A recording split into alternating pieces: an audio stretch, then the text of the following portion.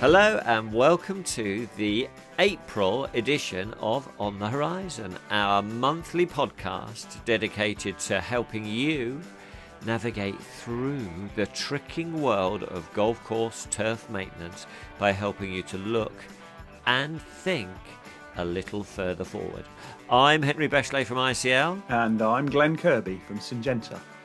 It's April, Henry, and I've written another poem. Oh, very good, Glenn. You know, I find them to be strangely mesmeric. Yeah, I've decided I'm going to be a poet. 12 months, 12 poems to describe the weather during that month. I'm looking for a book deal, Henry. Well, I must say that I'm a little surprised about this development, Glenn, because I had presumed that you were listening to them. No, of course I haven't. And I'm also looking for the best images to sum up the month too. So tweet me up, people. Best images of April to go with my very impressive poetry book. Hashtag Glenn's On the Horizon poetry book. Oh, dear. Anyway, go on then, Glenn. Give it your best shot. You may mock. It's going to be massive, Henry. Right. Are you ready? Yeah. Deep breath, Glenn. Forget that disappointing GCSE result. You've got this. Diurnal range takes its toll. Cold nights mean no growth at all. Greens, undetected, begin to dry. Showers promised, but pass us by. Seed heads threaten to disrupt our sward. Despondent growth reaps no reward. Days now lengthen, golfers' comments harsh. Oh, how we wish that winter would pass. Very good, Glenn. I left a pause there at the end. I know. Thank you. Just for people to soak it in, Henry. Yeah. You know, I really don't tire of hearing them, I've got to be honest. Just hang on a minute while I straighten out my toes, though. Oh, God. Right, anyway. But, Glenn, I think I preferred it when you were in your amusing period. Yeah, likewise. It was definitely a more enjoyable period of my life, but I think I've grown as an artiste, Henry. I've grown. Anyway, do you have any poetry for us this month? Well, I do, Glenn, as promised, but I think I'd like to bury it in the tea break section if possible. Absolutely. Is it an amusing one? Well, it's a limerick, as I said I do, but no, it's not in any way amusing. Tiresome more than anything, but it's a sort of ode to a legend, Glenn. Wow. Well, we'll make up our minds up on that one a little bit later on, shall we? Yeah, well, definitely. But it's my last one, Glenn. It's my swan song. I know when I'm beaten. You've been saying that for a while now, Henry. Okay, Glenn. Let's get going with the weather data, which we always start with. And we do this to get our heads around what weather that the month, in this case April, might bring to us. So, where are you taking us on our travels this month, Glenn? Somewhere Eastery, perhaps, like Egham? Nope. Somewhere foolish, maybe, like Netherwallop? Not this month, Henry. Okay, so what could it be? How about something to do with the Masters, Glenn? Very good, Henry. That's the one. I thought this month I'd visit some Dr. Alistair Mackenzie courses. Oh, very good. Well done. I knew you'd get your mojo back, Glenn. Indeed. So this month we're visiting Blairgowrie in Scotland, Teignmouth in Devon, right? Rhayader in Wales. And there's an interesting story about that place. It was re-established out of heathland terrain in the Welsh mountains by a dog walker during COVID. Keen golfer, suspected there was a golf course there, and he hacked it out as a COVID project. Turns out he found an old Alistair Mackenzie course. Very good. And there's actually a ghost course, as I'm calling it, up on the moors above Ilkley, Glenn. But it's actually, I should say, it's actually a part of my 10 interesting things about Ilkley walking tour that I occasionally do if forced. But I'm sure it's not a Mackenzie. I still haven't had the pleasure of that one. Yeah, you're right. So there's a few forgotten gems out there, aren't there? Yeah. And lastly, for our last destination is Cork down in Ireland. Great. So we're going to those places to help us understand the weather that might be coming our way. Excellent. And for those people who've just found us, each month Glenn takes a look at the recent weather data for locations spread across the UK and Ireland to review the conditions that might influence our agronomics. And of course, there's always a fair bit of variation between those locations. But the one thing we can guarantee is that the weather data is never really quite what we expect, is it, Glenn? No, it always shows us that we can't rely on our memories because they are usually wrong, or at least tainted. Okay, as always, we start with the moisture. After all, April is the month of April showers, and April continues to exhibit the trends shown in March. The evapotranspiration rates continue to increase, and despite the April showers myth, on average, the rainfall continues to decrease. Of course, we can get them, but the odds of showers are probably lower in April than any other time of the year. We start to see evapotranspiration rates sneaking up as well, up to an average of 60 to 70 millimetres per month. A big jump from March's 40 to 45-ish. So that's now an average of 2 millimetres of evapotranspiration moisture lost a day. So an average net moisture balance then starts to look like Blairgowrie, 17 millimetres drier at the end of the month than the beginning. Rayada, 6 millimetres drier at the end of the month than the start. Well, that is the first time that Wales has had some positive news for months now, isn't it? It is indeed. Cork, 15 millimetres drier at the end of the month on average. And Teignmouth, 29 millimetres drier at the end of the month than when they started. Wow. Well, that's great, isn't it? And all very positive in this parameter at least. But those are the averages, aren't they? What do the extremes look like, Glenn? You know, the wet and dry. Well, a wet year is around 40 to 70 millimetres wetter than when we start.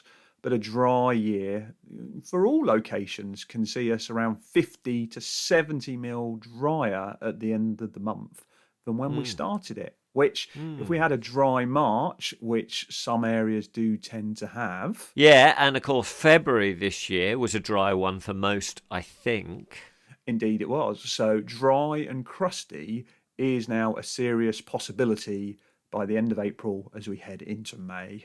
Yeah, and we've been flagging that up really for a few months now, haven't we? But in March, although it might have been a drying month for many, the turf wouldn't have exhibited any sort of symptoms, would it, of moisture stress, because the other stress factors such as high temperatures or light intensity aren't adding any impact at this time. And if they do begin to build due to unseasonable extremes, they tend to only be fleeting, don't they? But we've moved on a month, haven't we, to April? And so, Glenn, I'm bound to ask, does stress start to build and impact on the turf in April, you know, to compound the potential moisture stresses that might have started to sneak in the last couple of months?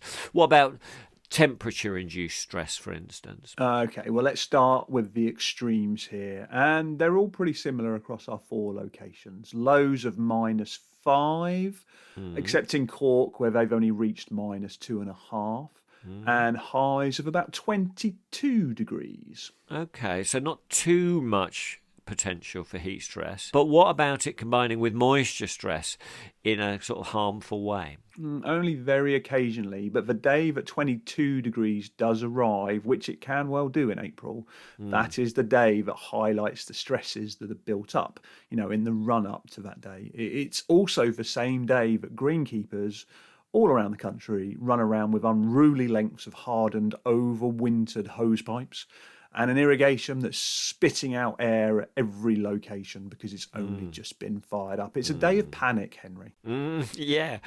So we might get caught a little unawares at worst. And whilst damaging heat is unlikely in April, unseasonably warm conditions might highlight some moisture stress that have been quietly limiting things like root development until now.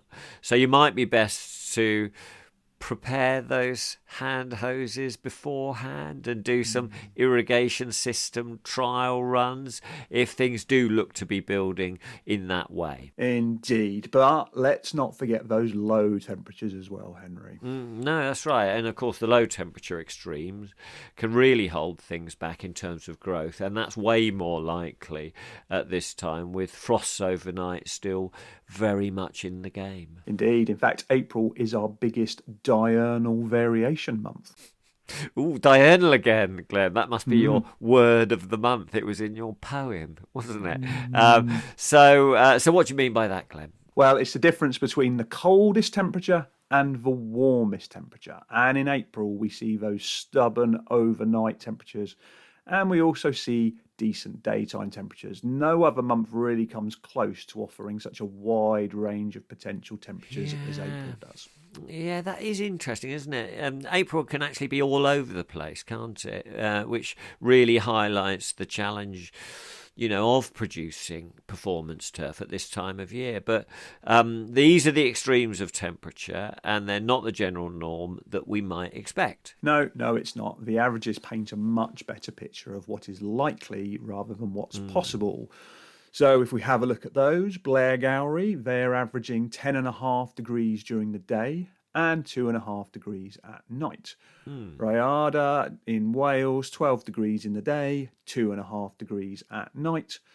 Cork, 12.5 degrees in the day and 5 degrees at night. And Teignmouth, 13 degrees in the day and 4 degrees at night. Okay, so on average, Cork and Teignmouth are probably just generally sneaking into growth territory, aren't they? But Blairgowrie and Rhyada are probably not there yet, given average conditions, with those low overnight temperatures keeping a governor on things. Yeah, and that really highlights the normal temperature ranges that we see. So we're sneaking towards growing temperatures overnight in some places, but still on average falling short by a couple of degrees in many other places.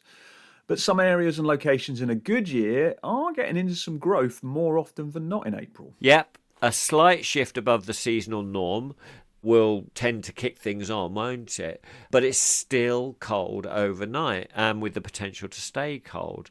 The daytime temperatures can be high, which is good, but the data indicates that they won't usually stay high for very long. That's right. The story for me in April is that the golfer can have some great weather during the day whilst the turf is getting knocked back every night. That all kind of leads to golfer expectations starting to become unreasonably high whilst the plant is really struggling to get moving. Yeah, okay. So what about the soil temperatures then? Okay, well, these are soil temperatures at 10 centimetres in depth, all modelled from our background information. Blairgowrie averaging through April at 7 degrees, Rhyada 8 degrees, Cork 10 degrees, and Teignmouth 9.5 degrees. Wow. So sort of generally mirroring those air temperatures to some degree, and all edging in the right direction, aren't they? They're probably just sat on the edge, though, aren't they? But can be tipped positive, I'm sure, by any warm spells to get growth moving. Yeah, they're right in the balance, and they can get knocked back just as much by a cold spell. Yeah. Okay, so how long might we expect any warmer spells, or those waves of growth that we've been talking about, to last in April? We've been speaking about these developing since February, haven't we, with the arrival of consistent growth not being until May or even early June. What's the best that we can hope for with those waves of growth during April? Well, the warm breaks come in blocks or waves, getting stronger towards the end of the month. Some years show more, some years show less. We need to remember that April, as you say, is bang in the middle of this journey that we've been talking about. So probably the most difficult time to predict, because growth will switch on and off at the drop of a hat at this time of year. And what are the chances of a properly cold blast hitting us in April? Well, a quick look at the data, and we're seeing since 2010, so in the last 12 years, that 4 out of the last 12 have been really cold ones, and 1 in 12 has been a corking warm one. So 2012, 2013, 2016, and 2021 were all really, really cold for most locations, averaging under 6 degrees across the whole month of that time, with overnight temperatures in those years down at around 3.5. Okay, so it's a 1 in 3 of chance of it being a cold, what we might call stopping spring, and 1 in 12 being a warm, decent one, and I suppose the others somewhere in between. Yeah, more often than not, April is a disappointment on the temperature front. All locations see the same patterns, but the more south you are, the less disappointing a bad one is.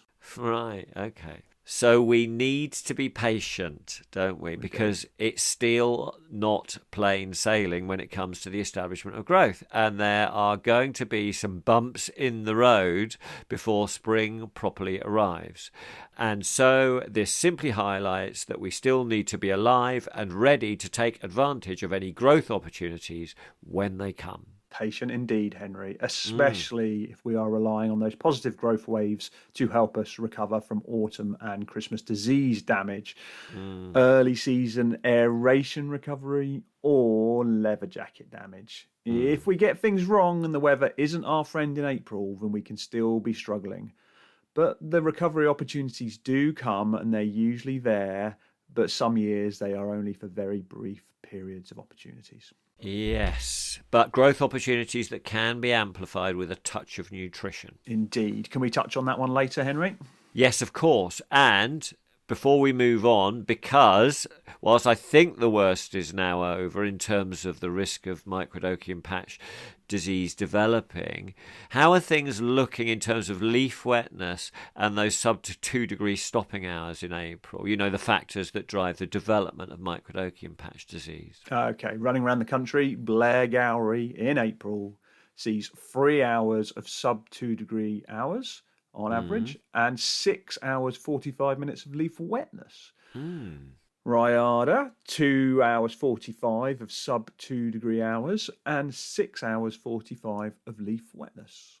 Going to Cork, they only see 45 minutes of those sub 2 degree hours down in the south of Ireland, but they're only seeing 4.25 hours on average of leaf wetness. And Teignmouth, 1.25 hours, again a southerly spot, 1.25 hours of sub 2 degree hours and 4.5 hours of leaf wetness. Wow, that is an amazing transformation, isn't it, in the last couple of months? Yeah, it is. I think we're through the worst of it now, and it's really taught me, looking at these figures in depth, how they're big drivers for these diseases. In fact, you know, and April and May are about the lowest that leaf wetness gets. And in Cork and Teignmouth, where temperature has lifted, we're now really, really low with those leaf wetness hours, only at about 4 hours of leaf wetness. And looks like May could actually, on average, be a higher pressure month because those sub 2 degree hours start to really disappear during that month. But remember, these are the averages, which just point at the likely direction. We can still get mild, damp Aprils. They're just not as likely. So they're less likely at this time of year than they are at other times of the year. So in summary, it sounds like April is going to be a drying month. Indeed. With evapotranspiration highly likely to outweigh rainfall. Temperatures during the day may well be quite pleasant, but soil temperatures are generally sitting right on the edge of growth, with warm spells nudging it into growing conditions, but with colder spells holding things back. Occasionally, temperatures can sneak high enough to maybe bring out some turf stress if combined with dry soils, which of course will only then highlight that your soil moisture content has probably been a limiting factor for root development for quite a while. Indeed. Get the probes out, get the hoses out, and get the wetting agent out, people. Don't let your turf go through this period too dry. Number one, it won't tell you it's too dry. And number two, it won't thank you for it later in the year. Okay. Waves of growing weather should roll in stronger and longer, fingers crossed, but they will still be interspersed with disappointingly cold weather as we are bang in the middle of our bumpy spring wake-up journey. So it all points towards a potentially difficult and frustrating time for the turf manager, doesn't it, Glenn? Especially if things go against us. Yeah, and of course, let's not forget the golfer in all of this. It's frustrating for them too. Yeah, if it turns out to be colder and drier than we would hope for, the playing surfaces will be a lot trickier to manage than anyone would like. Indeed. Look, all we need now, Henry, is a major golfing event to whet the golfer's appetite and get them all revved up for a round of golf on a frosty weekend.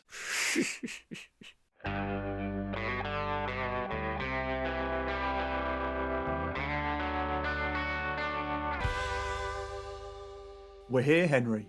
The golfing season is upon us. Yes, I know, it soon comes around, doesn't it? But we have the Masters as our unofficial curtain opener at the beginning of the month, which also tends to kick off the season with a bang for most golfers. Indeed, golfers' patience has now worn out. They simply no longer want to hear all your excuses.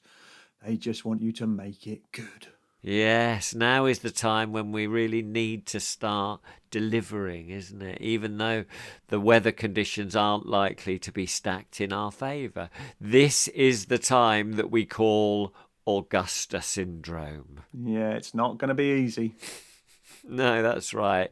Growth is not a given, as we've just been discussing. There may be some remnant scarring to contend with, or the need for ongoing recovery from our early season renovations. And to top it all off, as we've just been saying, there might even be some moisture stress entering in the game if the dry conditions continue. And whether or not to irrigate becomes a dilemma at this time, doesn't it? With alternative points of view operating on whether it's a mistake to irrigate when it's still cold. Yes, there's some nice studies out there that have shown you shouldn't worry about that too much. Irrigation water in fine droplets pretty much matches air temperature by the time it reaches the ground. So I wouldn't let cold temperatures ever stop you irrigating. What I do is set your volumetric moisture contents at a level you are aiming at, and then work as hard as you can to get them there straight away and keep them there for as long as possible. Drought-induced stress is no use for anyone. It's no use for plant health, no use for preventing disease, and it doesn't help creating a smooth putting surface. Yeah, and we might also experience those pleasant daytime temperatures, which the golfers will enjoy, with conditions being perfect for getting out for a game, but it's still not necessarily perfect for the establishment of turf growth. No, that's right. Cold at night to stop growth, potentially hot in the day to couple up with moisture stress. And herein lies the challenge. The desire to play golf on a golf course that looks like the one they're seeing on the television, but the odds stacked in favour of very challenging conditions to produce great playing surfaces. No wonder course conditions seem a long way from the conditions they are seeing on the television at this time of year. Yeah, and of course it's a ridiculous expectation, isn't it? And I don't think they can genuinely expect their own course to look like or play like Augusta, with budgets and conditions being worlds apart. I think that the Masters just really stokes up our love of the game and the dream of things being ideal. It's kind of silly, really, isn't it? Yeah, it is. But I don't think any golfer really fully understands the huge difference between normal golf and tournament golf. And they don't understand the difference between tournament golf and the Masters. It's a step change again. It's not like comparing economy with first class. It's not even like comparing economy with a private jet. It's ridiculous. Augusta and Wimbledon for tennis are really the only two venues on the globe that can be compared to each other due to the scale of the events and the fact they do it annually.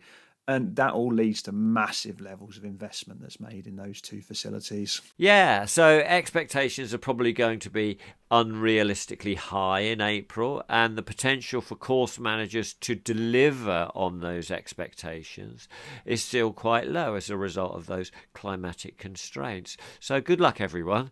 And this situation is going to be even more difficult if you're coming into April on the back foot agronomically. And we spent the whole winter, didn't we, talking about the battles against microdochium patch disease. But there was a lot more to contend with as well, wasn't there? Traffic damage, worm casts, leather jackets, etc. And so, we hope that you've managed to navigate yourself through to now in relatively good shape, because it's tough enough. Yeah, I hope you've got there too. And if you did manage to keep things clean, then April's probably not too bad. But if things went wrong, then you really do need Mother Nature to throw you a line at the moment. Yeah, and hope those consistent growing temperatures come sooner rather than later this year. That's right. We really are just trying to cling on to everything we've kept all winter, hoping for some growth and waiting for the growing temperatures to kick in consistently. We are nearly there, Henry. Yeah, nearly, Glenn, but not quite. But the golf season has started, hasn't it? Even though the growing season hasn't. That's just the fact of the matter, whether we like it or not. Okay, Henry. So what are the agronomic risks that may well be facing us in April? Well, Glenn, the main one, I think, is getting blindsided agronomically, or letting things creep up on us unnoticed. And this is an issue because April is a time when pretty much any extreme of weather could occur, and there is a danger that we spend all our energies on one agronomic objective, maybe looking out for those spring waves, for instance, only to let another two creep up on us unnoticed, maybe dry soil conditions, as you've been saying, or disease activity. And they can cause us real problems, can't they? They can. The weather data shows us that we really need to be on our toes and looking at the developing trends as well as monitoring field conditions, just to make sure that we're staying on an even keel. Yeah, absolutely, because a backward step or even standing still in April is not really something that we want to entertain if we can possibly help it. And of course, that might well be out of our hands, especially if we get those easterlies coming over or a blast from the north settling in on us. Yeah, and it's not that unusual, is it, at this time of year? Which is why we've been saying from February onwards to try and take your chances to make progress when they come, by looking out for those growth waves. And actually, this year, February was pretty good, wasn't it, in that regard? For some, anyway, not without too many frosts and temperatures into double figures during the day quite commonly. That's right. The conditions were there if you needed them in February this year. I could tell, Henry, because my wife kept telling me that spring had arrived. Yes, but it might have been too early for some, actually, to get that feed on. I laid out some demonstration plots at the start of February using some different fertilisers from our conventional Green Master ProLite range, namely the Invigorator, which is a 408 plus 4FE, the Turf Tonic, which is an 800 plus 3FE, and good old Cold Start, 1155 plus 8% iron. And they all generated a really good response at the time because conditions were favourable. Yes, and although those conditions are not necessarily guaranteed, we should, on balance, see some growth opportunities developing in April. And if you need to keep things moving, they should be there. But because the establishment of consistent and reliable temperature for growth is not likely or guaranteed until the end of May, then you do need to keep an eye on the situation and look to jump on those waves that might pass through. We reckon that would equate to kind of temperatures in double figures during the day, maybe 4 or 5 degrees at night for at least kind of 5 to 7 days. Yeah, and during April, depending on conditions, we might be looking to use a conventional boost for growth with things like the Invigorators or Turf Tonic or Cold Start. But for some, down south maybe, the soil temperatures might even be in the territory for slow-release products such as the Sierraform GT Spring Start or even K-Step to enter the game.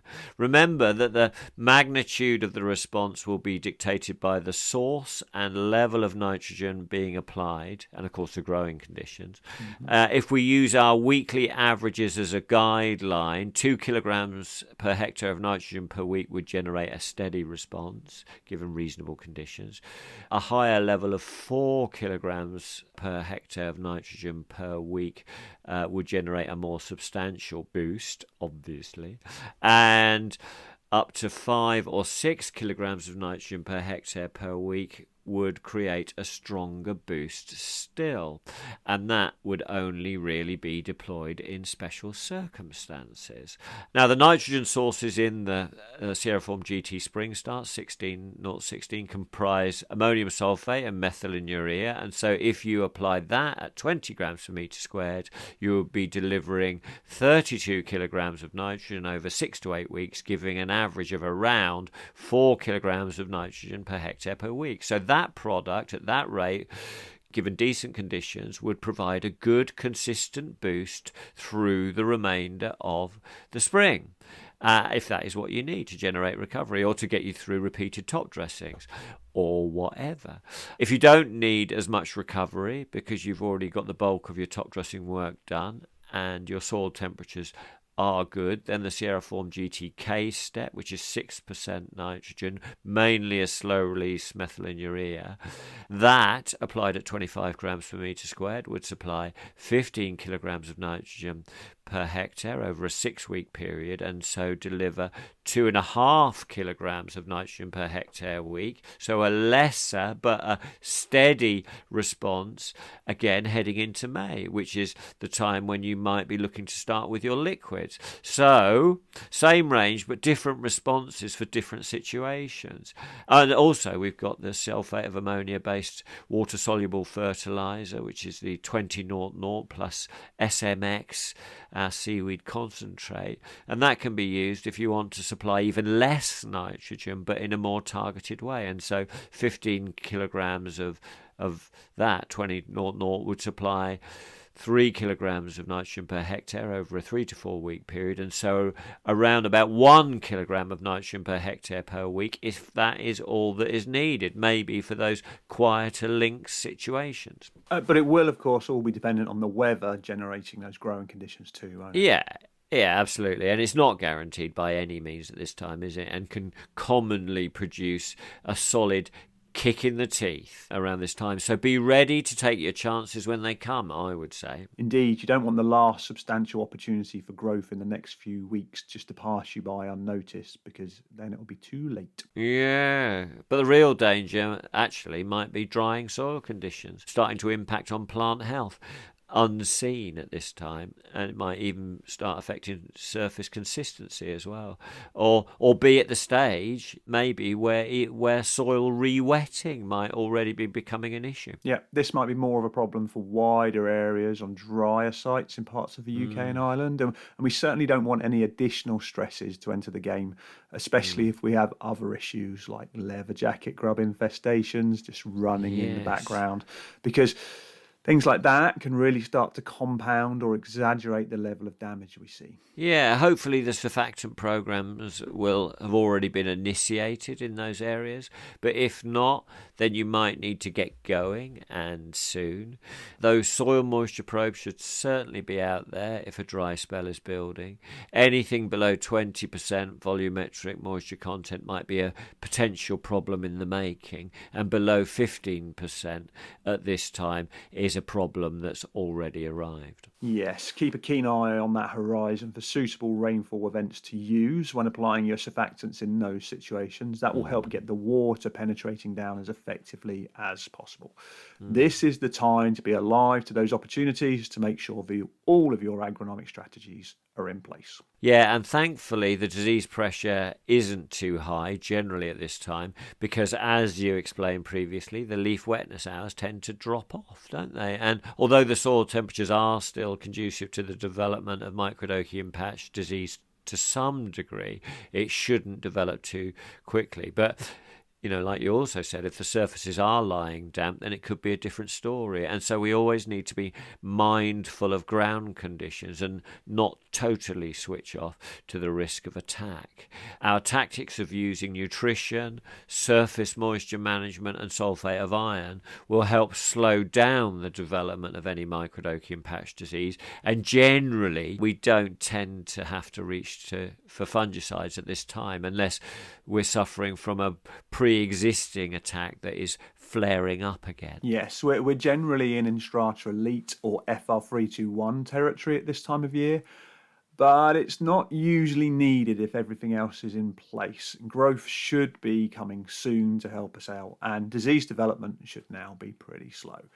There is, of course, a chance that we could still be super cold, and if we are in that situation, then Medallion is the product that I would reach to. Good point. Looking at other diseases, the actual development of dollar spot won't be a problem in April, all being well. But now is a time when we can lay down a good preventative strategy to reduce the likelihood of its development later on. And we can do that at this time by maintaining good plant health and minimizing stress. Indeed. And so we will recap on dollar spot a little later on. We will indeed. Leather jacket activity may start to come to the fore in April. And again, we work to mitigate any ill effects with possibly some supplementary nutrition or stress management strategies. And you're going to recap on that also a little later on, aren't you? Yes, I am. But with the Masters being at the beginning of the month, the main agronomic focus at this time can easily shift over to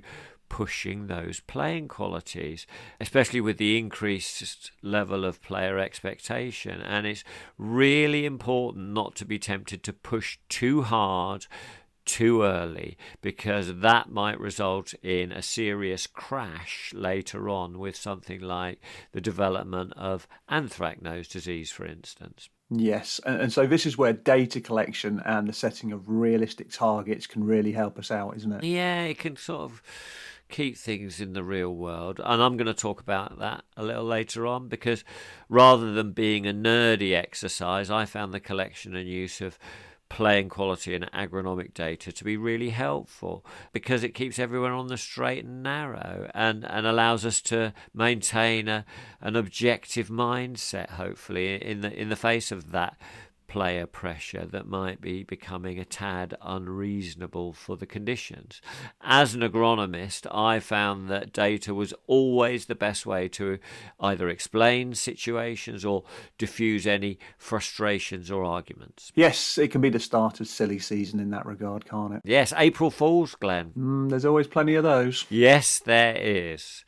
Okay, so agronomically, April is a time to be agile and not let problems build, catch up and overtake you on the quiet. You can't hold a fixed view on what is likely to happen in April, because actually any of the weather extremes might arrive and each of them might bring along different challenges. So you must keep looking onto that weather horizon and try to take any growth opportunities in particular that might come your way. And also be sure to mitigate the development of any stress, for instance, and also prevent pest and disease damage, whilst also finalising the preparation of those playing surfaces.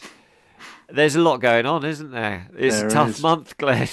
Yes, indeed. And monitoring, evaluation and action are all the name of the game in April. Yeah. Okay, so as we wrap up the first half, it sounds like you're going to give us a decent introduction into dollar spot. Yeah, it's a serious problem on some sites, and you're going to take some time to talk us through the Smith-Kerns model, aren't you, to help us get our heads around dollar spot disease risk. I sure am, and you're going to get us thinking about surface smoothness before we go into this challenging month. Yeah, kind of. And you're also going to report back on your trip to the golf industry show, which you went over with Phil Collinson, who's one of our field agronomists. That's right. I was out there this year and spent a bit of time with Coleman, Richard and Phil from the ICL team, and Phil has kindly agreed to join me for a golf industry show special. Very good, and I'm looking forward to that. We should also cover what to do in April if we get a slow one weather-wise, and you're Yeah. still being hit with leather jacket damage. Yeah, that's much needed, isn't it? And then you are going to finish us all off with your application tip of the month. But first, the cuppa. Yes, I'll get the kettle on.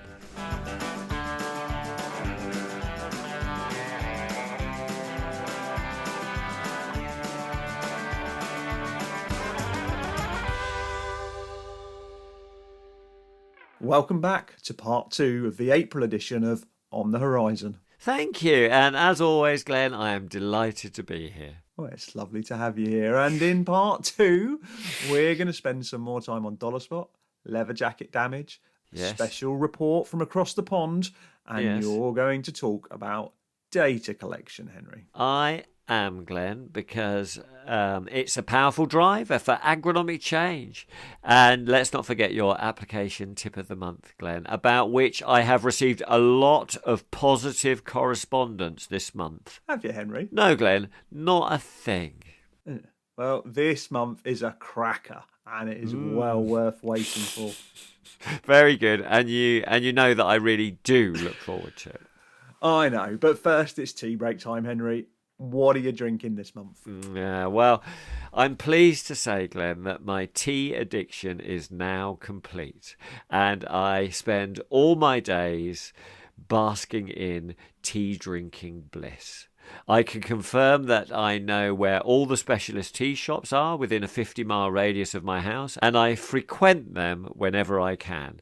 I also have more caddies than the PGA Tour, and my step count is through the roof with all my constant visits to the WC. For full disclosure, I am currently enjoying a Colombian multi-black organic tea from the cloud forests of the Colombian Andes. Sounds nice. And what about your blending then? Yeah, well, we still mix it up in the office and freestyle different blends to suit our mood. And of course, Ed never fails to enjoy the occasional licorice curveball. What about you, Glenn? What are you on? Licorice curveball. Oh my God. Anyway, I've reverted back to my default position of instant coffee and a custard cream. I know my place, Henry, and that is a simple man with a simple drink. Yeah. Anyway, you said you'd written a poem for us.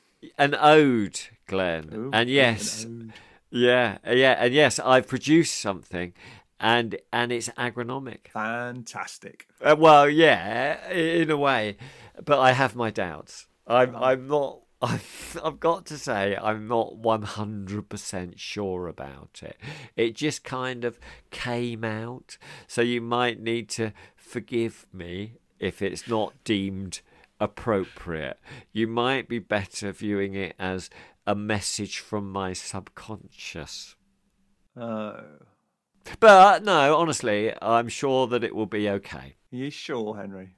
Hopefully. But yeah, no, I am sure because I am fully adhering to the Agronomists Union official rules of conduct. What are they then? Well, the first rule of the Agronomists Union is not to talk about the Agronomists Union. Okay, and the second one? Not to talk about the Agronomists Union. And the third rule? Is not to slag off another agronomist in public because we are all just trying to do a job. Is there a fourth one? Yes, poems, including limericks, are an acceptable form of agronomic discourse. Oh, well, okay. Now, if you're following the rules, then I guess we'll be absolutely fine. Indeed. So here we go then. Wait a minute. There once was an agronomist godfather. Whoa, Henry. What? Is this about who I think it is? There is a line, and that line should never be crossed. Oh.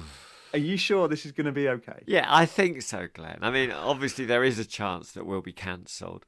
But we've had a good run, haven't we? And it's been a lot of fun. Yeah, and I think we could, look back on these days with great fondness. We can, Henry. And don't get me wrong, I completely trust you. Yes. but do you think I might need to distance myself from this one? Well, just see what you think, Glenn. I think it's fine. Okay, I'm just going to go and hide behind my sofa. Yeah, well, that's probably a good idea. So, let's just get through this.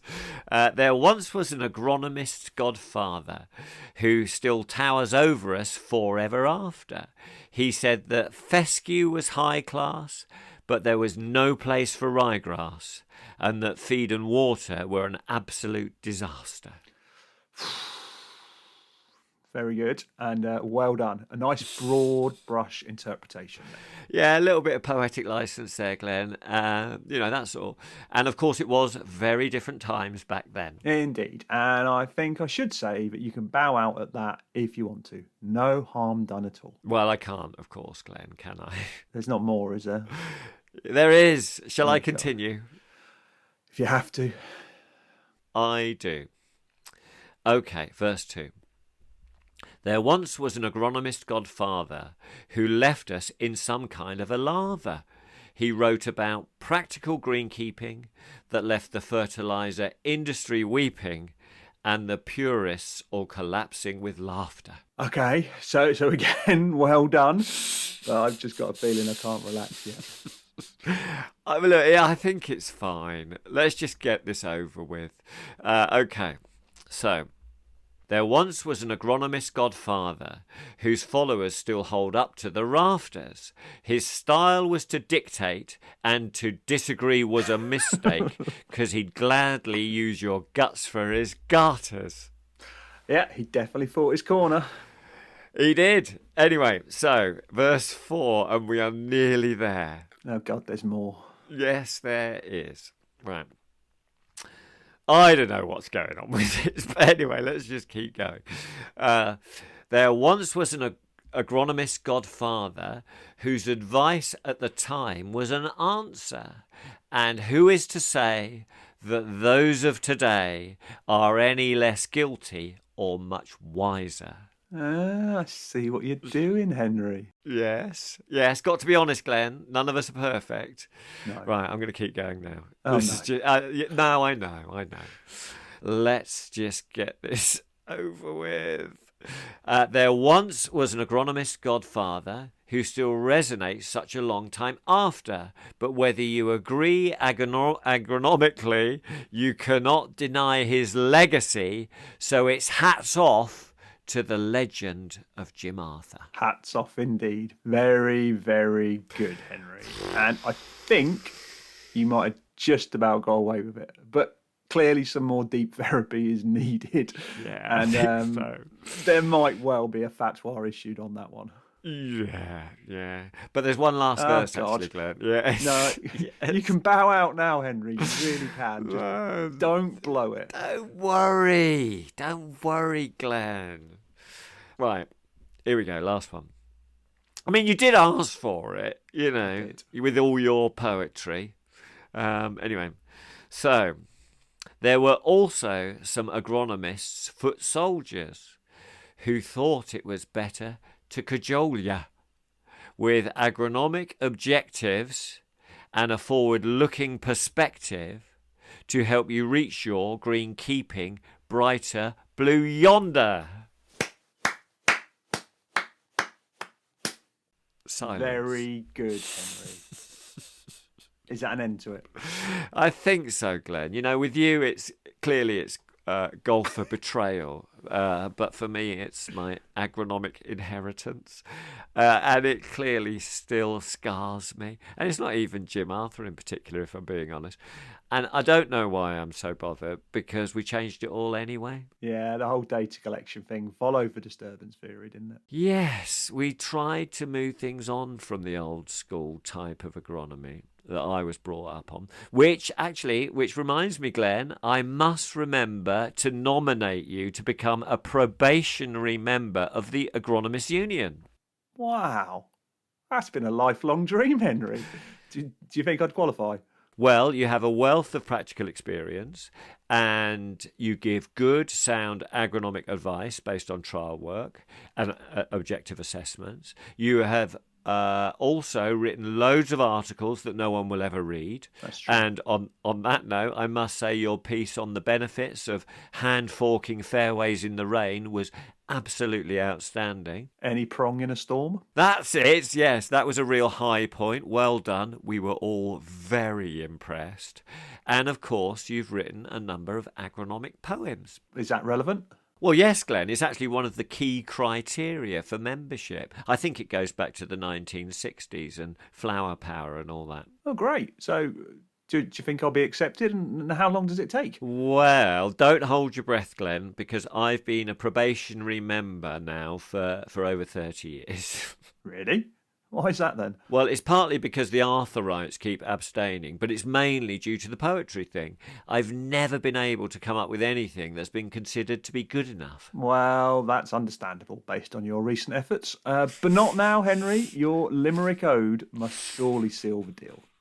Well, seal my fate more likely. But yes, it's been too long. And maybe, Glenn, just maybe, one day, if the agronomic gods look down on us kindly, we might both become proud members of the Order of the Auger.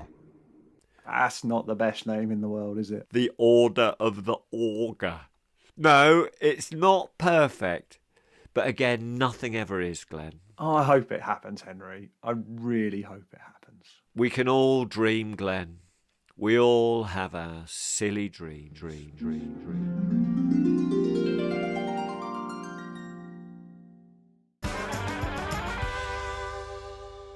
Anyway, Henry, Yes.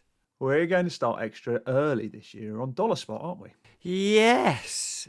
We both thought that with it seeming to be becoming more severe and more widespread, that we should get our focus on Dollar Spot even earlier this year. And knowing how important our early cultural management might be to help limit the level of damage, we thought that now is the right time to start thinking about it properly. Indeed. It's a real concern, isn't it? Especially in those areas that experience weather extremes in the spring and the summer, a bit like the south and the east of England in recent years. But it does seem to be moving further north. And it's a disease that can affect wider areas of the course, such as tees and fairways. And so it can have a huge impact if it's allowed to develop. Yeah, absolutely. And so we need to get our minds focused on it early and use our understanding of the causal factors to help us position our early preventative integrated management strategies. Indeed, because there is a lot that we can do. Yeah, there is indeed. Okay, so do you want to start by giving us a bit of background on the disease? Yes, I do. And we have covered this before in a previous edition, but dollar spot is caused by the fungal pathogen Claridia, which was reclassified in 2018 from Sclerotinia homeocarpa. And there have been, I think, according to Andy, a number of different causal subtypes identified in the research, but let's stick with a generic dollar spot for now. Yes, there has been an awful lot of research done on dollar spot, mainly in the States, isn't there? Yeah, there has. And that points to the fact that it's such a huge problem over there, isn't it, in certain areas? Yeah, they might well be looking at 6 to 8 fungicide applications at 7 to 14 day intervals if the disease pressure is high, which shows how serious an issue as it is, because that won't be cheap. Yes, but we aren't at that pitch just yet, are we, in the UK and Ireland? But I suppose with the weather patterns seeming to be becoming more extreme here, we're worried that it might be moving towards that kind of situation if we're not too careful. It is certainly becoming more and more that way in the south of England, and it's now a big problem in Germany, Finland, France. In fact, all across Europe we're seeing it move in. Yes, it's been on the march, hasn't it, through Europe for the last 10 years. And I suppose so the reason that we're focused on it now is to try and keep a lid on it and stop it from marching across the UK and Ireland as well. Absolutely. So, by way of background, dollar spot can affect all the major turfgrass species, both warm and cool season, and its development is very much related to temperature and humidity, with the ideal temperature range being between 21 and 27 degrees centigrade, coupled with humidity of greater than 85%. But it will develop outside those parameters, just less prolifically. So it's a disease for the height of the summer, but the reason we're mentioning it now is so that we can set some of our preventative strategies in early motion. So what are the symptoms that we might see later in the year when the conditions are right? Well, it starts with small bleached patches having the appearance of a silver dollar, hence the name, and these patches can develop and coalesce very quickly given conducive conditions to cause severe and widespread turf damage. And so that's why we're talking about it now. It's a quick and highly damaging disease that we're taking seriously and we're looking to prevent. Yeah, it exists in the thatch, and so it can be kind of endemic. And so it's important to keep thatch to a minimum.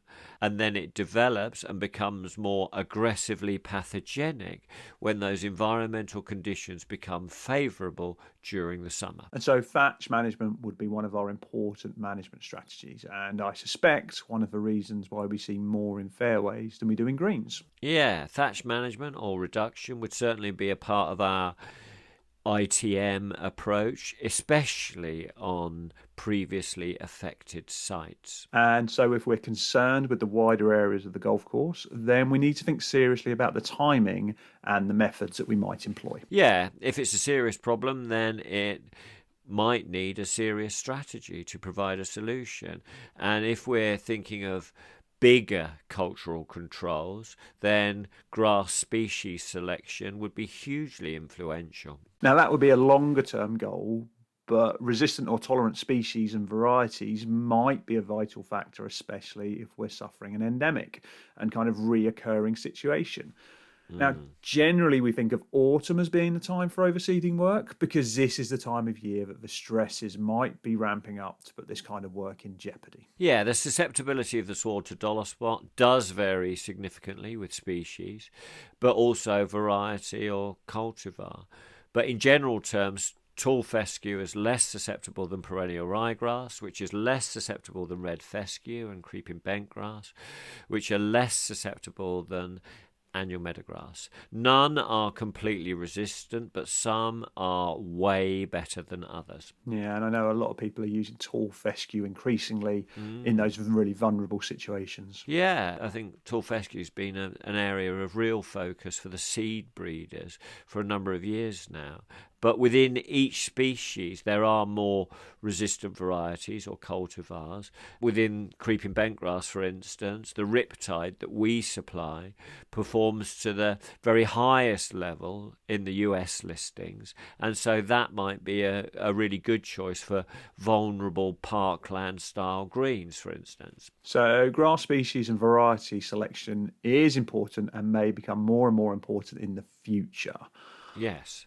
Okay, now what about avoiding turf stress? Yes, as with all turf diseases, plant health is an important factor and something that we can work on well in advance of those conducive environmental conditions that will amp up the pressure later on. Okay, so what about moisture management? We've been talking about that one for the last couple of months. How does that play out? Yeah, well, we need to avoid moisture stress, Glenn. So the preventative and programmed use of surfactants, choosing quality materials such as Quilibra and TriSmart can help us really get in front of the game in that regard. Surface moisture management will be something to consider later on in the game as the disease pressure builds. Okay, and I suppose nutrition is another way that we can start working against the development of plant stress? Yeah, I think a lot of sites might run into trouble because there's sort of background nutritional stress in the game. Practical links management has been instructed not to use fertiliser over the years, but a less dogmatic approach where there is a history of problems in this area might be a reasonable course of action. The application of a well-calibrated controlled release fertiliser or maybe even sulfate of ammonia at regular intervals, won't lead to change in the nature of a lynx course, for example. I think the problems back in the day that led to that advice was due to the overuse of agricultural fertilizers rather than well-advised turf-appropriate feeds. So what are the options then? Well, in April, May and June, it could be to supply low levels of supporting background nutrition, tank mixed, with the surfactant sprays, as an example. Vital Nova Lynx or WSF 2000 plus the SMX seaweed, for instance, would deliver in the region of 1 kilogram of nitrogen per hectare per week over the 3 to 4 week period between the sprays, and that would help keep turf ticking over, wouldn't it? On the other hand, a 5-month controlled release fertiliser such as the Sierra Blend Plus Spring and Summer 2305 applied at 25 grams per metre squared would deliver 60 kilograms of nitrogen per hectare over 20 weeks, and so that would provide a greater response and maintain a stronger sward. You just need to think about what response is needed, really. But you do see massive improvements in disease tolerance with this type of product, and you can almost see, or you can definitely see the line between treated and untreated, or the difference between clean and scarred turf when it's used. Indeed, consistent delivery of nutrition seems to be key here, and that was my take home from the Copenhagen turf conference I did last year, where there was loads of data reported. The kind of take home was we need regular application intervals. Just because you've delivered a large amount of nitrogen in a year doesn't mean it's been delivered well. So regular intervals, which probably points to why we see the best results with those controlled release products. Yeah, absolutely. We also have some really nice independent trial work showing the benefits of well-chosen nutrition in sort of lower pressure UK and Ireland type conditions using Vital Nova Stress Buster and Vital Nova Silk, which is potassium silicate, overlaying a slow release fertiliser programme as part of an integrated strategy. But at this stage, we're just looking to ensure that we maintain plant health going into the period of increasing risk. Indeed, and we know how important that rolling and surface moisture management can be, and the use of things like iron sulfate, they can be really helpful closer to the time. But we will talk about them in subsequent episodes as they become more relevant. Yes. Okay, so at this stage, we are simply setting up strategies that focus on maintaining plant health and helping to mitigate the impact of any emerging turf stress. But at this stage, you also wanted to help us get our heads around the prediction models to allow us to gauge the level of risk going forward and maybe identify when we might be entering into a period of significant stress. I did indeed. Yes, and you've spent a lot of time looking at the so-called Smith-Kerns model, haven't you, Glenn? Indeed, there is a pretty good model out there developed by Dr. Paul Koch and Dr. Jim Kearns to help us monitor dollar spot. And I had the opportunity to have a good catch up with them recently, and Dr. Jim and Dr. Paul both helped me out a little on this one. So it was developed by them at Wisconsin University around 2018. It actually took them about 10 years to develop it, and it was launched in 2018. Oh. Okay, and so where can we find it? Well, it can be found by Googling. Google Smith-Kerns model, and they kindly explain the process and give you a downloadable template. And most people are aware that if you plug the figures in, it will give you a percentage figure that represents the amount of dollar spot pressure you have in that situation. It's an amazing model, which is both complex and simple at the same time. It's complex because it uses some amazing maths, which is cool for geeks like me, but it uses that maths and elegantly takes two figures, an average rolling 5-day temperature and an average rolling 5-day humidity. And then it works them into the parameters of the model. The model then looks at where the temperature is, recognizing that dollar spot is inactive at under 10 degrees, and then it becomes inactive over 35 degrees when it gets really warm. And it creates a pressure score depending on where that 5-day rolling average temperature sits between the two numbers. bang central between the 10 and the 35 is the highest risk.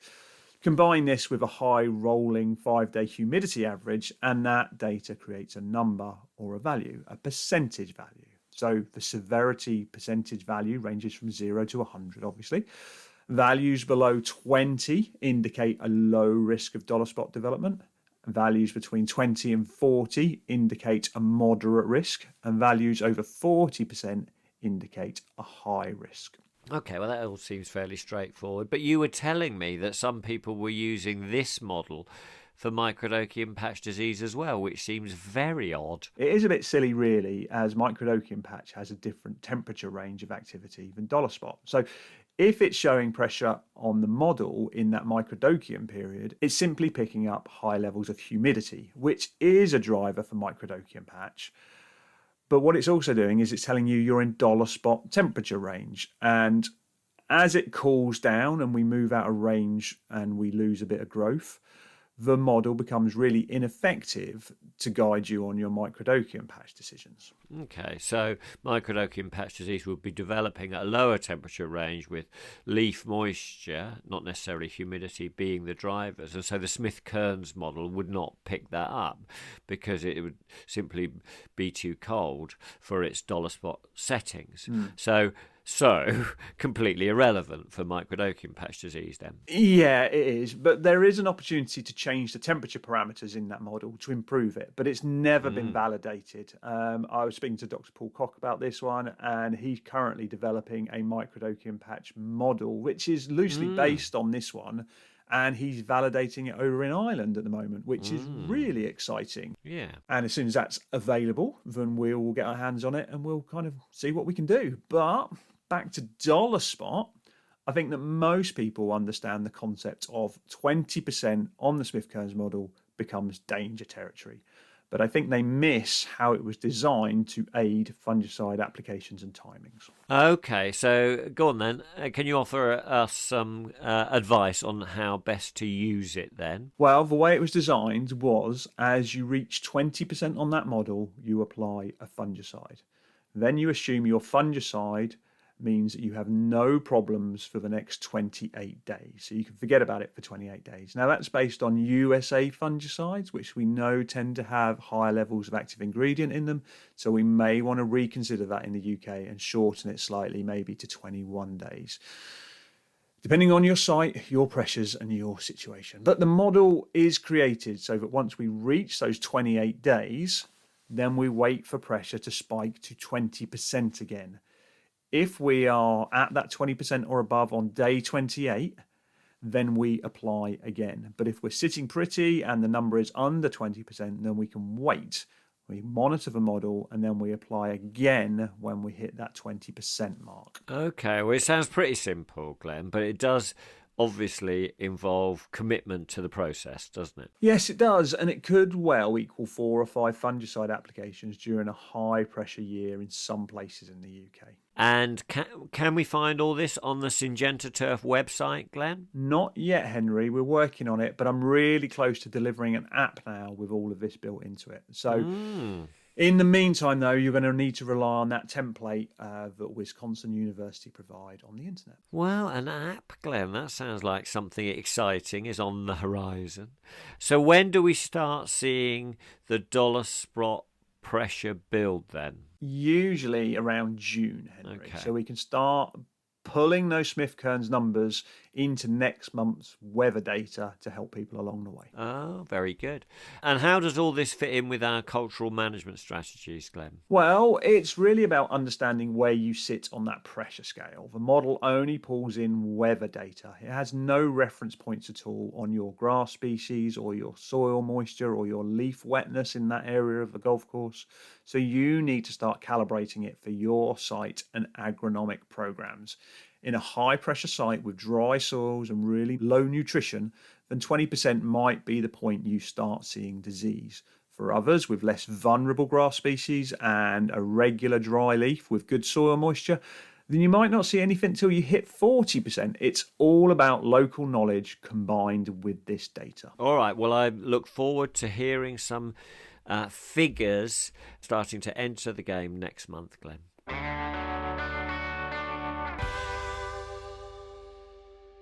Okay, Henry. On a similar vein, you wanted to talk about agronomic data collection, didn't you? I do, Glenn.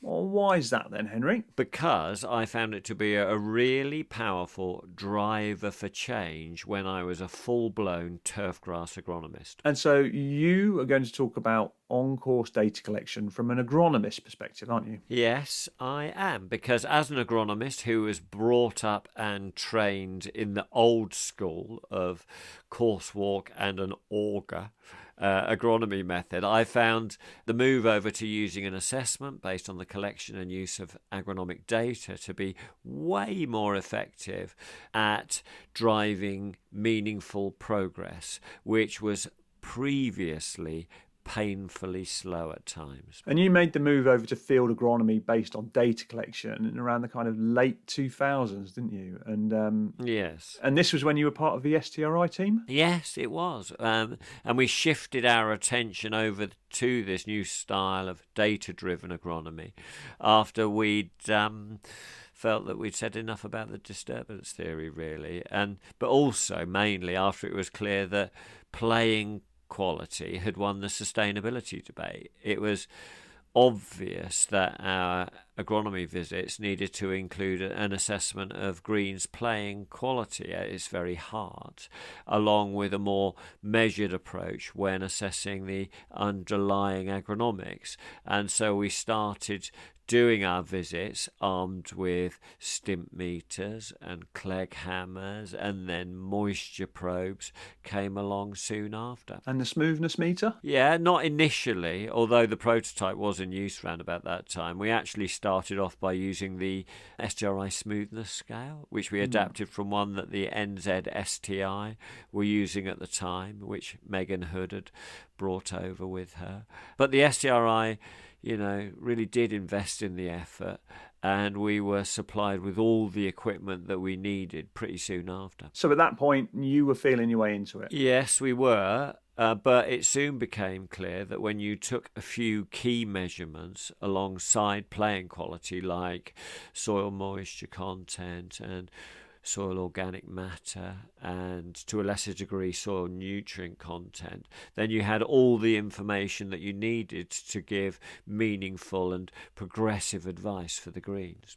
So you dropped on that formula quite quickly? Yeah, we did actually. Loss on ignition, organic matter content testing was standard practice at the NZSTI at that time. I went over to New Zealand for a few weeks in the early 2000s as part of an agronomist's exchange, and I was really influenced by what they were doing over there.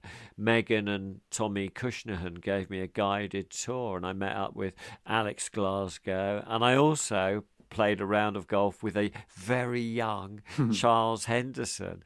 It was actually a golfing tour of North Island, if I remember properly, with some agronomy thrown in. There was a few years between my trip over there and the development of the SCRI program, but I was clearly influenced by that trip, and I think a few of the other agronomists who had a sort of similar experience were also. And of course, at the SGRI, we had Dr. Christian Spring and Dr. Steve Baker on the research side, and they were guiding the way also, having done a lot of research in this area. Didn't you have the same kind of sort of influential experience when you went over to the States, Glenn? Yeah, very much so. I went over there and worked at some great golf courses and studied under Dr. Danneberger, and I came back with a real desire to learn and expand my knowledge base. Yes, and so if anyone does get the chance to broaden their horizon, then I would say to go for it. It can have a profound impact on the way you think about and do things. Indeed, I completely agree. But looking back, Henry, Charles Henderson, although he was a little bit older, he was a big agronomic influencer of mine back in the day as well. I worked with him at one of the venues I managed, and he really helped me distill and simplify a lot of the learning that I'd done previously. Yeah. You know, if I look back at New Zealand during that period, they must have had some really driven and agronomically free-thinking people floating around in the late 90s. Because if you look at a lot of the things that have had a really big impact in recent years, A lot of them can be traced back to New Zealand in the late 1990s and the early 2000s. Yeah, I remember they did have a great team back then. Absolutely. Look, but you said that you found the incorporation of an element of data collection into your agronomy service was a really helpful tool. How do you mean? Yes. In what way? Well, in a number of fundamental ways, really, especially when the smoothness meter and Clegg hammer were incorporated. Firstly, it was a complete and accurate assessment of the playing performance of the greens, which had previously been subjective or anecdotal at best. From then on, there was no argument.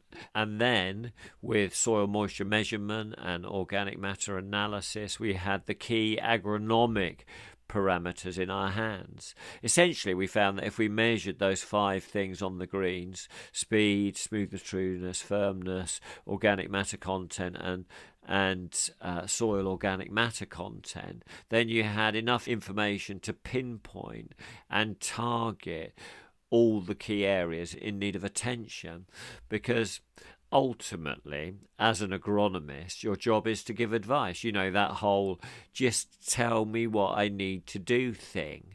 And this information provided all the pointers you needed. You could set specific targets and then make recommendations aiming to achieve them, but then track your progress and make adjustments if needed. It moved us away from well-meaning recommendations that weren't really focused on anything specific, and so were doomed to failure, over to making recommendations that were targeted and whose objectives you could monitor. And it was simple as that in the end. Yes.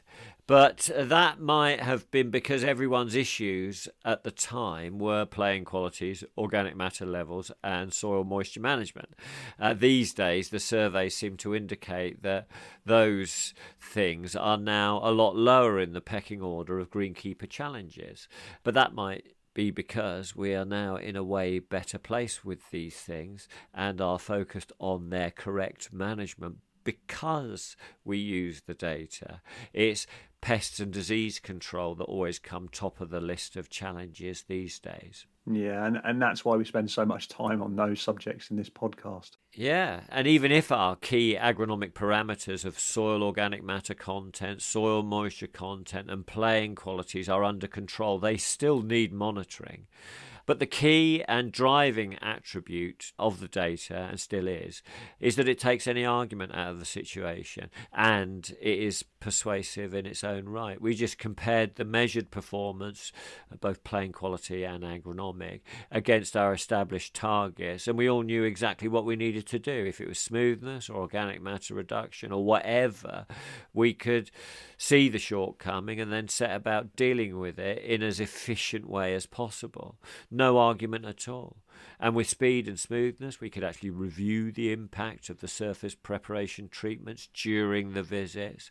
And so rather than the visits being a battle of opinions, the collection of the data turned into solution discussions. It was an amazing transformation and, of course, highly positive. I've even heard you describe it as a magic trick. Yeah, it definitely felt like that, actually, because the change in attitude was so profound. We didn't need to waste all our energy being persuasive, and because we were collecting the data in standardized ways, we could compare the performance of different areas or monitor progress over time. The data immediately became an engaging and powerful motivational force, and we immediately started to make progress. It does sound like a magic trick. Yeah, it really felt like that, and things like having an accurate moisture probe really opened everyone's eyes about what was actually happening in the soil profile and how much it could vary across a single green. Christian developed a nice index of variability which we could use to judge spatial inconsistencies, and that was immediately transformative because we all realised that the first visual signs of drying out in localised areas didn't necessarily mean that the whole green was drying out, and so rather than the sprinklers going on, we all realised that a bit of targeted hand watering was all that was needed. needed, being guided by a moisture probe, of course, which everyone immediately invested in. And in a single stroke, we started using less irrigation water, and I would say radically reduced the level of organic matter accumulation that had been going on for years as a result of too much water rather than too much fertilizer. It wasn't that anyone was wanting to overwater. We all know the consequences of that. It's just that up until then we had no way of accurately assessing the situation. Given the proper tools, the course managers and greenkeepers just got on with the job. Yeah, I found the moisture probe to be transformational, and it really brought consistency into the game. That was a massive game changer for us. Yeah, and a measure of internal consistency for firmness and moisture content. That always showed up the negative impact of high soil organic matter contents or deficiencies in surfactant technologies during dry down periods. That statistical device was extremely helpful when making effective recommendations or illustrating the consequences of things not being quite right agronomically. And that became the STRI program, didn't it? It did, and it was a massive step in the right direction agronomically. And that was in the early 2010s. And I think that, because all of that data can be analysed, it's resulted in a significant agronomic progress over the years, because the advice and recommendations were being targeted and monitored. And Paul Woodham this year was presenting some of that data over at the ATPI conference in Ireland. Yeah, he was. They've got a huge database now that they can dig into after 15 years of taking on-course measurements. But you left the STRI about 10 years ago now, didn't you? And so with monitoring technology moving on since then, what would you incorporate into your agronomic assessments? Well, I'm not sure, Glenn, if I'm being honest. We use NDVI in our field trials, but I'm not sure that tells me much more than my visual scoring of turf quality. I think I'd keep it simple and just stick to those key parameters. I think the main difference these days, Glenn, is the level of day-to-day data that course managers can routinely generate for themselves with their own equipment. Having a running commentary on the turf performance from that data set would be a great help when assessing the situation agronomically and targeting recommendations. But I don't think I'd want for greenkeepers and course managers to get too bogged down in the data. I think it should only be done if it helps to tell you what you need to do. It must direct action rather than just being a nerdy pursuit. And I think the new USGA GS3 device that was being launched over at the Golf Industry Show, that could be a game changer too. Now, that's an all-in-one sensor that myself and Phil will talk about a little bit later on. Yes, I've seen that. I've seen the video of that, and it looks amazing. And if it does what we all hope it can, that will revolutionise the assessment of playing qualities of golf greens. Indeed, I can't wait to get hold of one. But the exciting thing for me is that the USGA are out there backing it. So, do you think that'll be the end of agronomists, Henry? Well, no, I don't think so. It will certainly be a much-needed measurement tool to help us easily form a picture of greens performance. Agronomists will still have their place, however, when it comes to developing strategies to hit the required standards. It was interesting, actually, at BTME to see the latest R&A agronomy output in their Golf Course 2030 Golf Green Quality Standards document. It was very much has data collection at its heart, doesn't it? Yeah, they produce some really nice stuff in that. Yeah, and 2030 is, of course, looming large in the not too distant future. But the R&A team are really trying to help us sort of get into the right place agronomically, and data collection is a big part of that because it speeds up the process. Or it smooths it out. No, very good. And in there, they talk about setting performance targets that are appropriate for each course, with playing quality being at the very heart of things, and the agronomic plan being supportive to that. And they touch on things like sward species composition change as well. And so they've very much taken up the agronomic baton, but with sustainability also being a primary consideration, which of course it needs to be. Yes, and they highlight the importance of the communication in there too, don't they? And agreeing objectives with all the key stakeholders, and putting a strategy in place to resolve the tactical implications. But with data collection or monitoring at the heart of that process. Yeah, we're all in the same place, really. And it sounds great, and we all know that this is an approach that works. Their latest output is certainly worth a look for everyone, and I hope that we can all fall in line with that kind of approach rather than descending into another argument.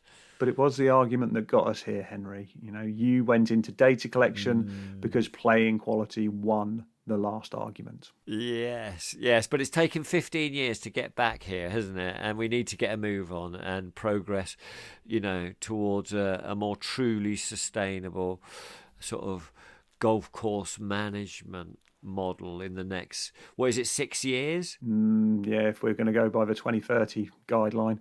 And that is completely true. So data collection is good then, Henry? Well, it certainly is, Glenn, but only if it is collected properly and if it tells you what you need to do or it helps you to explain a situation better. And so, obviously drives quicker progress as a result. But it's not necessarily always good, I don't think. And let's not forget that proper data analysis is as important as collection. And that's a whole other minefield in itself. Okay, so what would be your dream turf data collection device be then, Henry?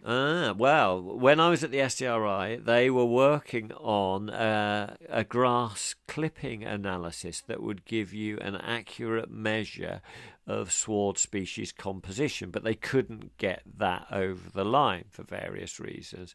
But I think if we had a quick and easy way of accurately measuring sward species composition, then that would be the real game changer, because we know when greenkeepers and course managers get a target in their sights, then it usually doesn't take them too long to achieve it. Yes, indeed, because it does look like we're going to need better grass types going forward. I'd love to see some real decent research go into this area and maybe some real in-depth research into species transformation on managed golf greens. Yeah, we've got to be able to measure it, haven't we? But with all the regulatory pressures surrounding plant protection products, the right grass genetics are absolutely becoming more and more vital. Okay, so there's still a few pieces left in the jigsaw then. Yeah, but you can guarantee that someone will be working on it, Glenn, as we speak. I'm sure they are, Henry. Thanks for that. Really interesting and pretty optimistic and hopeful too.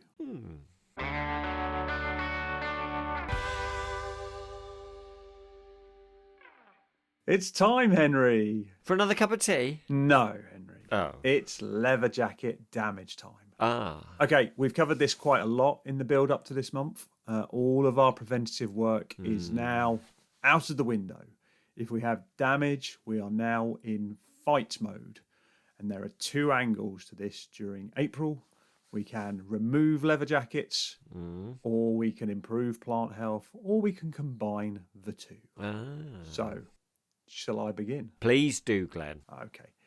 Even if we've zeroed out the population of leather jackets in the autumn, we can still find ourselves with challenges in the spring. They are mobile and they can happily wander around and redistribute themselves into our greens. They will happily live down aeration holes, and of course, if we're managing a well-managed soil profile, it's highly likely there'll be some holes in there.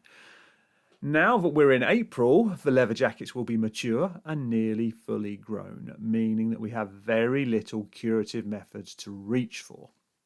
Acelepryn, although it now has a full registration, will not be very effective at this time of year. The one application on the label is far better utilised in the autumn, and that really only leaves us with nematodes as an option, and they can only begin to become effective when soil temperatures are at 8 degrees for around 6 hours of the day. So if we do move into decent weather, they may just about become an option, but it's more likely you'll be wasting your money. And if it's warm enough for nematodes, it's highly likely that it's going to be warm enough for growth, which will move most people out of trouble. That leaves us with one option that I can see really, and that's large-scale sheeting. And if we've been doing our small-scale sheeting all winter long, which we've spoken about quite a few times, then you will know exactly where to go.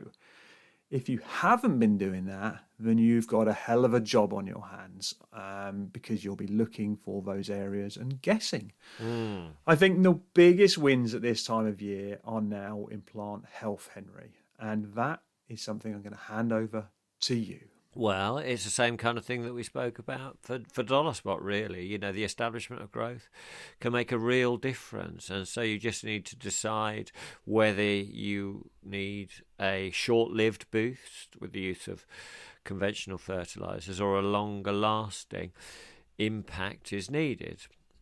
Maybe over a few months with a well-chosen CRF. I suppose the level of infestation and site characteristics and past history are the sort of key determining factors on what you might end up doing. But it is possible to create, the ideal response that you need to get you through this situation with the choice of the right fertilizer technology. Okay, so we've got some methods to remove leather jackets. We've got some ways of moving plant health on. All is not lost. Okay, Glenn, it's time to finish off your conference season odyssey with your report back from GIS. It is, Henry. Yeah, and because I wasn't there, I'm not bitter. You felt that we should bring in Phil Collinson, our area manager for the northwest of England and North Wales, who was over there with you to chat about it. Yeah, we did, Henry. Well, good idea. So it's over to you and Phil. It's Phil. Hello, Phil. Hiya, Glenn. How you doing, mate? You all right? You recovered from the conference season yet? Just about, Glenn. It's been a busy old beginning to the year. Yeah, it has indeed, isn't it? No, you and me caught up at the Golf Industry Show over in Orlando, didn't we? And I think I bullied you into joining us on the podcast.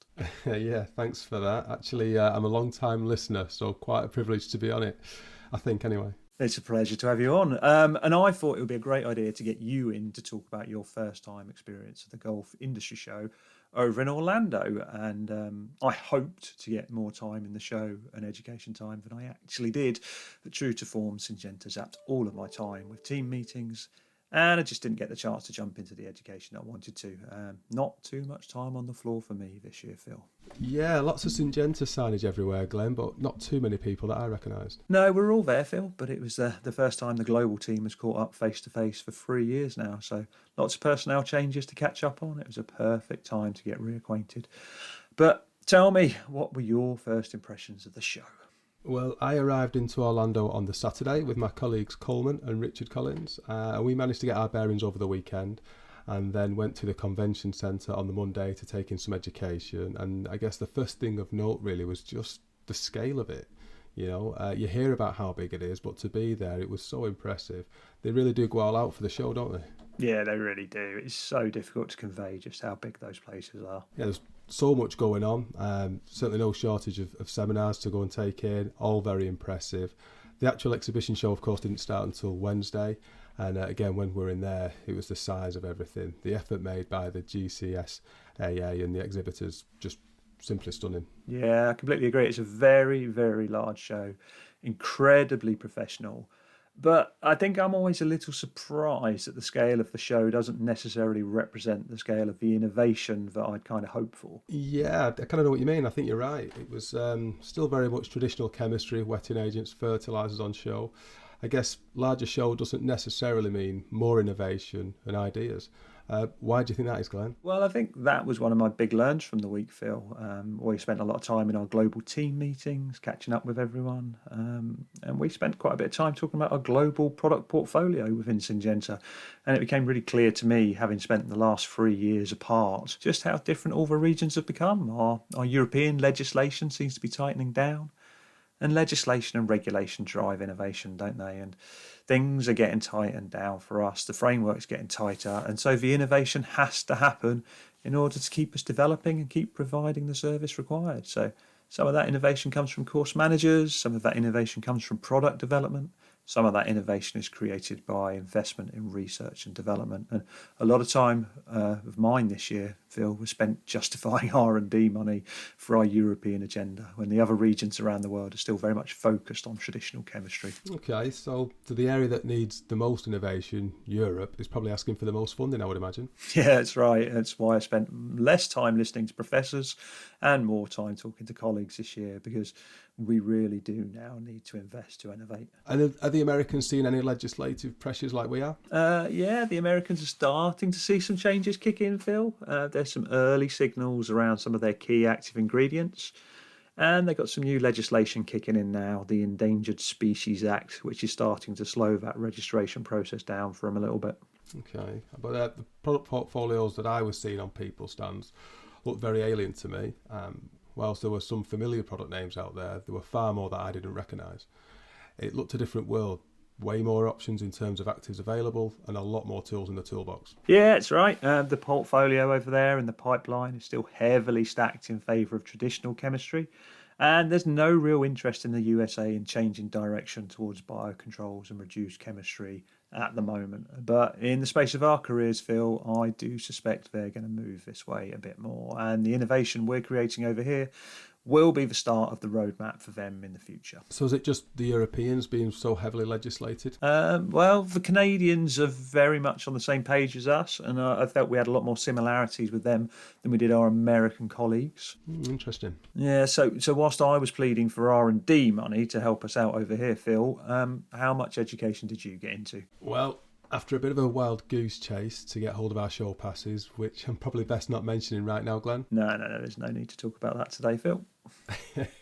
Well, myself and Richard managed to get in to see the Beth Gertel and Glenn O'Bear talk entitled Fact, Myth and Legend, which actually tackled a wide variety of subjects such as soil testing, wetting agents, silica, gypsum, amongst others, and it was really about showing the science behind each topic rather than the marketing, which may sometimes just get ahead of itself in these areas, and I found it almost therapeutic to listen to.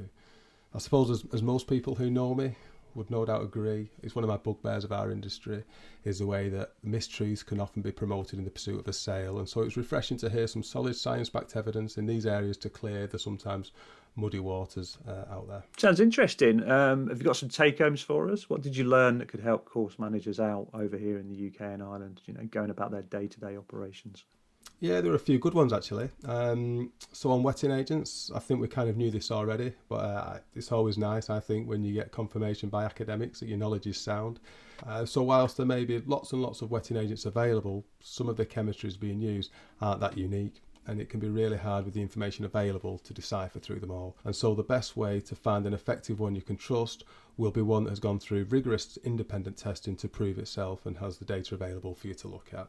I think we both support that approach, Glenn. Yeah, absolutely. But what would you recommend people do? What should they be asking for, Phil? Well, personally, I'd be asking for trial work results behind the product to make sure it has been tested in conditions comparable to my site and it's performed to the level that I need it to and expect it to. I think you're right. I think that's incredibly important, Phil. I see a lot of data and claims, and I see a lot of that is taken from trials that haven't taken place on turf. And I know from experience those claims don't often translate from other crops over to turf. That's a really good point. So anything else you took from it? Yeah, on soil testing, I guess if you're getting this carried out by an advisor or a sales rep, just to make sure that you understand how the guidelines that come back with the results are calibrated. And don't be afraid to ask more questions to make sure you're happy with how recommendations have been calculated. You may actually be surprised with some of the answers. Also, it's probably best to avoid the dreaded base saturation model as a way of interpreting soil results. This is where we are told we need to be aiming for a target percentage of cations on the cation exchange site, such as 65% calcium, for example. It's simply not supported by the science. It has been debunked numerous times in research and actually just leads to the over-application of fertiliser, something we all need to be avoiding for both the associated environmental risks and a waste of budgets. I'm not actually sure why people use it. It does sell more fertiliser, so maybe that's it, but really it shouldn't be being promoted. Yeah, that was something we really aimed at when I was working in the States back in the early 2000s, and I remember there being a lot of science jargon thrown around at the time, stuff that I never really understood. I was a bit baffled by that science, and that's always a concern for me. People need to explain things to a point that makes it understandable. Just baffling us with science isn't fair or useful. Yeah, totally agree. And the cynic in me says that's by design rather than by accident. We see it more than any of us would like, and something I think the sales side can clean up on a bit, really. Anything else useful, Phil? Yeah, well, there were loads of take-home messages from Beth and Glenn to talk, and I could ramble on more, but maybe I shouldn't.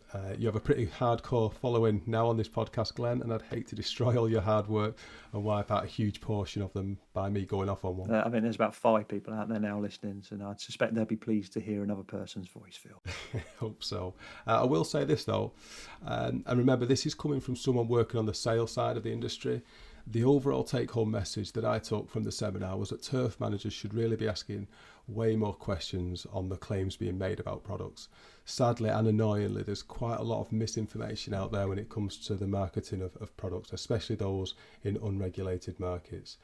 And the best way to protect yourself from this and actually filter out the good, bad and indifferent is to ask to see the evidence to support the claims being made. You should find the good sales reps out there will thank you for asking. They'll enjoy and appreciate the time to share the results from all the hard work that goes on to support the claims being made. And another point, of course, would be that if anyone does get the chance to go and listen to Beth or Glenn, I'd highly recommend it. It seriously was a great way of spending a few hours. And I also sat in on a seminar on the new USGA Deacon Ball GS3. Yeah, I saw that one too. Really interesting piece of kit. And for those people out there who haven't heard of it, do you want to just talk us through it, Phil? Sure. Essentially, it's a digital golf ball loaded with sensors, calibrated to run down a stimp meter and take a green speed reading without the need to get a tape measure out. But it'll also record lateral deviation and horizontal deviation, and it drops that all into an app to record it regular and save that data should you want to go back and have a look at it. Henry will be pleased. A tool to measure smoothness. Yeah, I'm not sure it offers loads more than the STRI smoothness scale, but it's a great step forward if it works well. Hopefully a piece of kit like that with the support of the USGA can move industry back in the right direction. Excellent news. And it also recorded firmness, Glenn. Oh, go on. Well, drop it in a little Clegg hammer type machine and you can use it the same way as using a Clegg hammer. Okay, so we've got speed, we've got lateral and horizontal deviation plus firmness. All of that is GPS'd in and data logged in an app. That sounds pretty cool to me. And all for less investment than a Clegg hammer is currently. Yeah, but it did need an annual subscription to their app, didn't it? Yes, it did, and it's not currently available for us in the UK just yet, but let's let them work out the details and the teething problems. Yeah, indeed. It's a pretty interesting bit of kit. Great to have the USGA behind it, and I'll be angling for one in my trial site soon. Keep me posted on that one. Yeah, we'll do. Brilliant. So it sounds like, all in all, you had a pretty good time, Phil. Yep, really enjoyed it. A fantastic time over there. And would you recommend going over to the GIS, the Golf Industry Show, to anyone else in the turf industry over here? Well, absolutely, Glenn. Although I did leave with the feeling that it's like all shows. You kind of get out what you put in. The opportunity to meet new people, take an education, see something new and interesting things, we're all there. But it does go by very quickly, and you only get all those benefits if you go out there and make the effort to experience them, I think. And let's not kid ourselves about the cost to go. It is expensive, and it wasn't lost on me that I was extremely lucky to be supported by ICL, so a big thanks to them again for allowing me to go, which clearly isn't an opportunity afforded to everybody. But I did notice the guys from the Bernard delegation out there, and for many that may represent a really good way of getting to the GIS. So I guess maybe if there are greenkeepers out there wanting to go in the future, perhaps really pushing hard to get on that is the best way to go about it. Yeah, that Bernard's trip is a really, really good one. I really enjoyed catching up with all those guys out there. Look, Phil, thanks very much for reporting back. I think the On the Horizon podcast has got itself a new roving reporter. You're welcome, and thanks, Glenn. Thanks for having me. And I've got my fingers crossed firmly that I get to see you in Phoenix next year. Let's hope so.